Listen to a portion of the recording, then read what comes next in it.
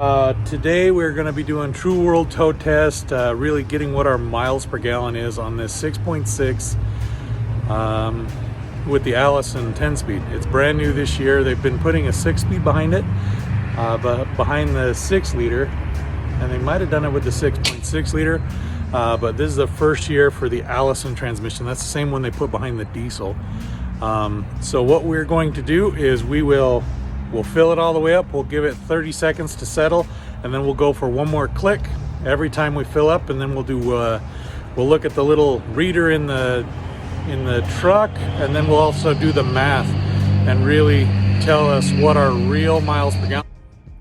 All right, we are back. This is our first gas stop. We just went from Twin Falls to Burley. We stopped in and got filled up, did our measurements, and then we got back on the interstate. We averaged about 74 miles an hour. We are going to show you right now what our mileage is doing.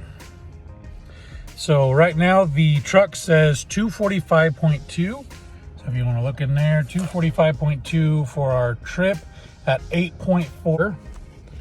From Twin Falls to Draper was 245.2 miles. So that average, what the computer said was 8.4. So I took 245.2 divided by how many gallons I pumped, which was 30.279, which averaged out to being 8 miles to the gallon.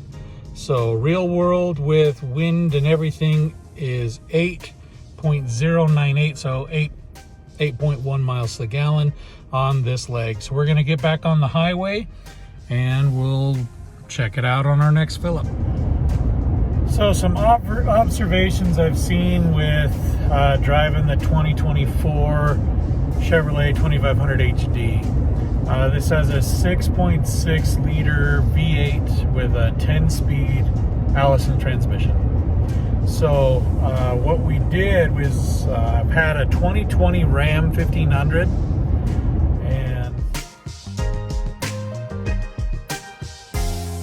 it had the e-torque Hemi, so the 5.7 e-torque, and then it had some 8-speed transmission behind it.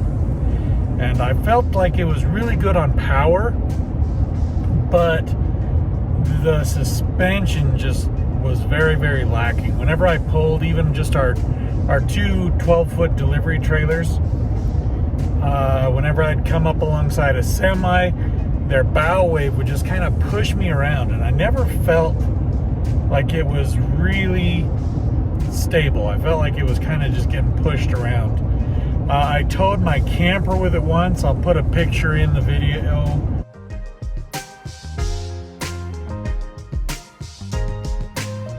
I have a 29 BH, so I pulled that once from Twin Falls to American Falls in southern Idaho, and it was pretty sketchy. My wife was following me towing the kayaks, and she was pretty nervous. She didn't like watching us pull. It was with the 4-link suspension. They rate it for, these half tons are getting rated for 8,500 pounds, 9,500 pounds, 12,500 pounds with their max tows. And one thing that my friend Jared said, he says, just because it's rated for it doesn't mean you should. And so I was pulling with that pickup, and then we had another music store that was up and running, and they were selling, and so they needed a delivery truck. And so I picked up a GMC. It's a 2021 GMC Sierra 1500.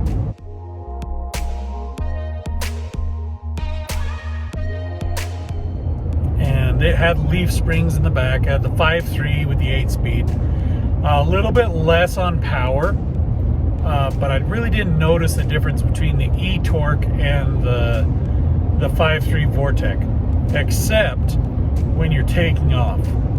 From a dead stop with the trailer on, the e-torque really gives it a little bit more beans. You can feel it, that you don't have to push, you don't have to get it revved up to start driving.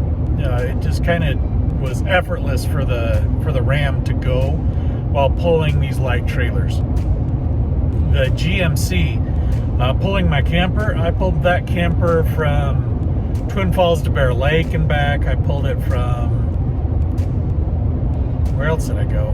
It doesn't matter. But that one was rated at 9,500 pounds for the GMC with the leaf springs and the rear axle.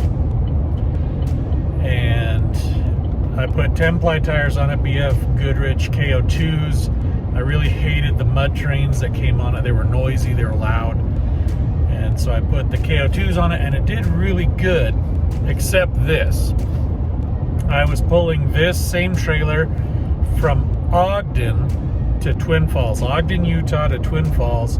I filled up with gas in Ogden. I went up the canyon to make a delivery, and then I skipped out and I just left to go to Twin Falls.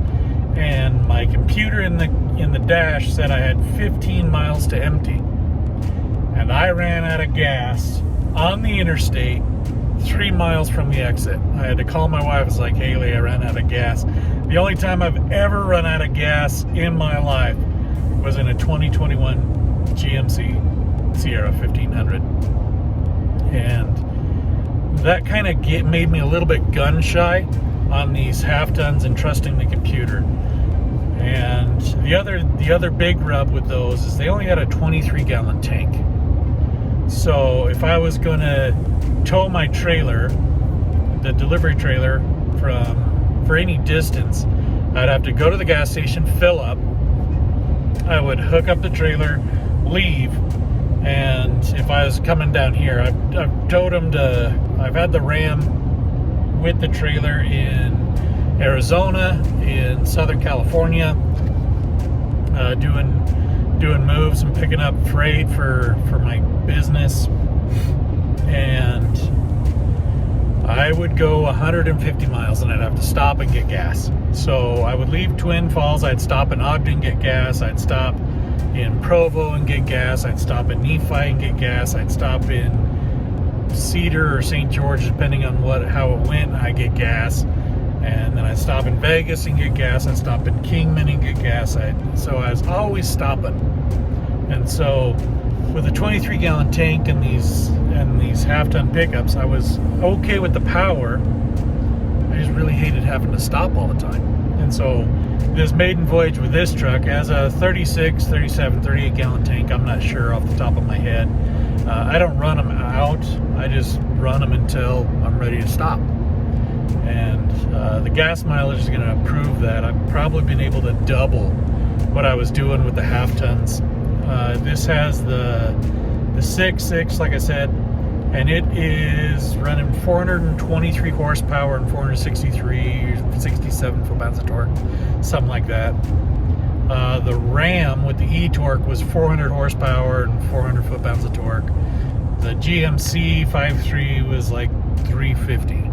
So the power is very, very similar, within 100 horsepower. Now I also had a 2007 Ram Cummins with the 48 RE, and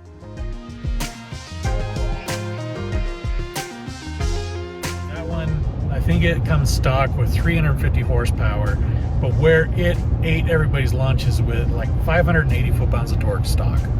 And so towing these little delivery trailers was pretty effortless for it. I had power-driven diesel, hop it up a little bit. I ended up with 400 horsepower, 850 foot-pounds of torque on the hot tune. I didn't tow with that just because the temperature was mitigated. You kind of watch the temperature at that point. I didn't want to burn it up. The reason I got rid of the diesel is because of the maintenance expense. So I spend a lot of time in my truck. Like, we are in the middle of like a 12-hour drive. This truck hasn't shut down since 9 this morning, and it's 9 o'clock at night now, except for to get gas and to pick up a piano in Burley, pick up a piano in St. George, and to get fuel. So I run my trucks, and when I need them, I need them. So with the diesel, I had 280,000 miles on it, and it was just starting to break down. So when it broke down, I would always be in the most inconvenient time, so I had to have a backup truck. So I spent, over the course of about 5 years, $30,000 in maintenance on my mega cab, and some of that was voluntary maintenance, some of it was required. I had the rear main seal, I had the rear end, I had the transmission, I put kick and bumpers on it. They were awesome.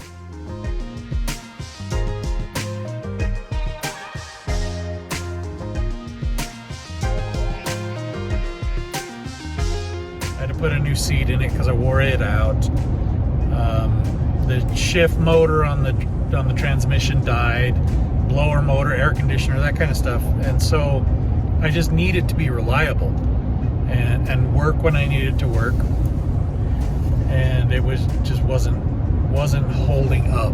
It was getting old. So that was a 15-year truck. It was 2007. I sold it last year, and to be honest, I kind of regretted it. I wish I had the heavier truck for like trips like this,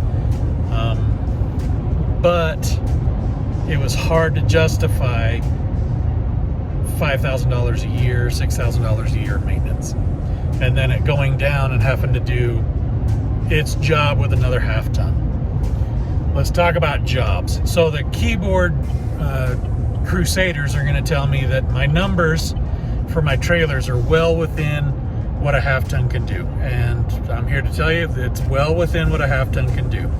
So what I'm saying is my truck and my trailer right now, when I come off the scales, I'm probably pushing about 12.5.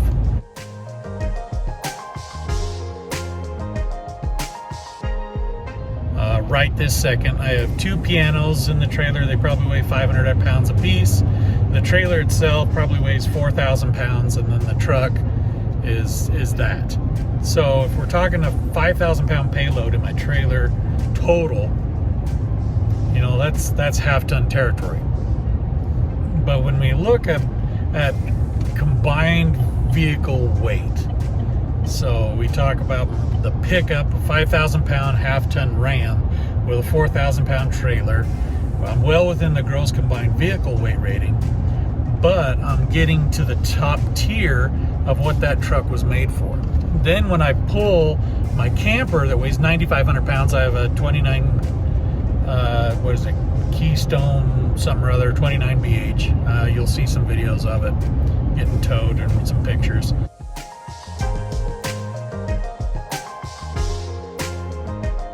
When I tow that with my GMC, that's a 9,500 pound trailer. That is, the GMC's 9,500 pounds is what it's rated at. So it's at 100% capacity. So, you know, the maintenance bill on that is going to go up, up, and up.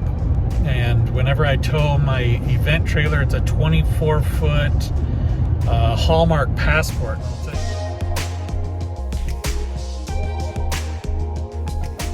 This story. I was in Kuna, which is just south of Boise in Idaho. I was in Kuna. I filled up at this service station right there by the high school. I filled up so much that I had gas coming out of my gas tank. And I hooked up to the trailer and I left. And I didn't drive super slow. I don't like to be a nuisance on the interstate. So I like to drive faster than the semis and slower than the four-wheel cars. And so semi trucks are legal at 70 miles an hour in the state of Idaho, and the legal speed limit is 80 miles an hour in the state of Idaho. So I could pull my trailer at 80 miles an hour. I don't like doing that. It's just hard on the equipment, like I said earlier. So I tend to pull at between 74 and 76. Well, I left Kuna. I pulled at 76 miles an hour from Kuna to Twin Falls, Idaho. And when I crossed the bridge coming into Twin Falls, I had a gas light on my truck. I was running out of gas. So that's 23 or 20 gallons to go 120 miles. So I was getting 4 to 5 miles to the gallon. So when we talk about the math on this pickup, if it's anything above 8, because that's what I was getting in the half tons, if it's above 8 miles to the gallon, I'm okay with that. because it's basically the same motor. The GMC has a 6.2 liter that they're putting in their half ton with a 10-speed automatic. The Ram has their 6.4 that they're putting in their 3/4 ton. I don't think it's available in a half ton right now. Well, that's the same motor basically. And so you look at the motor, it's a half ton motor in a 3/4 ton truck. But what I really like is that I'm married to the Allison transmission, the same transmission they put with the Duramax. So we talk about the Duramax, and that truck has like 500 horsepower and 950 foot-pounds of torque. So the torque spec on that, if this transmission can hold 950 foot-pounds of torque and I'm asking it to do 460, that means it's the half. I'm demanding half of what it can produce from the factory. And then because I'm only pulling a 9,500 pound trailer, this truck is rated for a 16,000 pound trailer. So right there, I'm looking at a little bit over half of what it's rated for. So my thinking and my thoughts on this is, if you don't want to spend the money on the Duramax and the expense in buying diesel and DEF and having to deal with the emissions and all that other junk and that kind of stuff, then maybe this gas motor is pretty good deal with the Allison transmission. So half of my heaviest trailer, my heaviest trailer is half of what this truck is rated for. So I'm thinking longevity wise, this is going to be up there. I just pulled a Summit coming through Utah, headed north out of St. George. I went up to like 6,600 feet above sea level. St. George is about 2,000 feet above sea level. So we've been, I guarantee this tank is going to be lower fuel economy, just because we've been just climbing. We've climbed the entire way out of, basically out of Vegas, St. George area, coming back up into Salt Lake on this tank of gas. So I've been monitoring my transmission temperature. When I pull my event trailer, the 24-foot Passport by Hallmark, that trailer's rated at 10,000 pounds. I think it weighs 4,000 pounds empty. It has a huge drag coefficient. That thing is 8 feet by 8 feet by 24 feet. So it produces a bunch of drag. My temperature gauge on my transmissions on the half tons was in the 220 to 240 range. So that's like getting to the temperature limit of the transmission fluid. You're going to start burning transmission fluid, and it's going to turn black, and it's going to start varnishing, and it's going to cause problems with the transmission. I just pulled this Summit and I checked my transmission temperature, and I topped out at 154 or 157 degrees.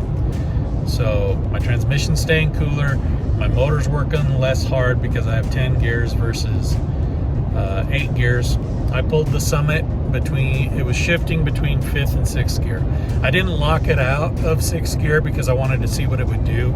Typically, once I was climbing, I would go into the gear that it wants to stay in, and I'd lock out those upper gears, go into manual 5th or manual 6th. But I wanted to see what it was going to do, as this case study video is showing. So we're going to keep going here. We're going to give you some more numbers as we continue to trudge on. So we're here with the wash and repeat, getting fuel, and we did have to buy some new tires for the trailer. That was fun. So trailer's got new shoes. Everything should be good. So we'll catch up with you when we're empty and we do all the number crunching.